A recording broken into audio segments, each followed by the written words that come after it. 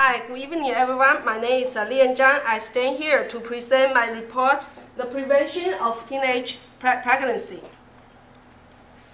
I will follow the online sequence, which will be potential audience, background, finding, and recommendation. The potential audience for my report will be teens, parents, school teachers, social workers, and community support groups. According to research, there's about 1 million teenage girls get pregnancy every year in the United States. From the chart, we can see there's about 56% will have a live birth, 28% will encounter induced abortion, and 80% will suffer fetal losses.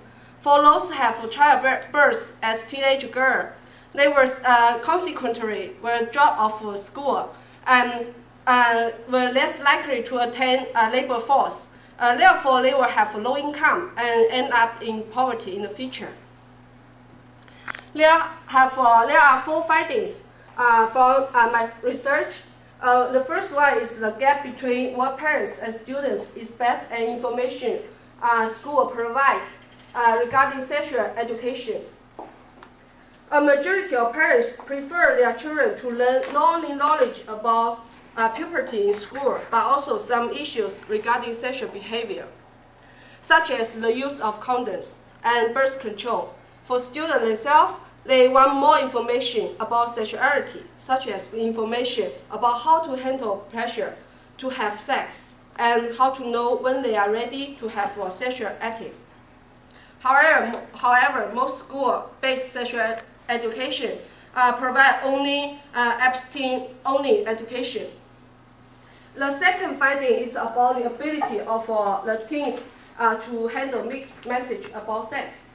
The main concern from people who agree to provide abstinence-only education is that they believe teens will get confused if you provide comprehensive information regarding sexuality, which on the one hand you encourage them to delay sexuality, but on the other hand you teach them how to use condoms. But actually, research found that teens are able to apply this knowledge to protect themselves. For some teens, they have significantly delayed their first sexual activity, and the rate of using condoms has increased among sexually active teens. Thirdly, teens can increase their responsibility through the care of children. By involving teens to care of children, the teen will learn the hard work, the expense, and the responsibility of having a child. And they will realize it's better to delay the parenthood till they get maturity or married. Last but not least, the function of incentive can increase the rate of attendance. There are many community provide preventive programs for teenage pregnancy, but the effects are as not good as we expect. The main reason is because the huge rate of absence. Research found if you can provide some small prizes like supper or even just small amount of money, the attendance rate will increase. There are several recommendations I will make from my finding.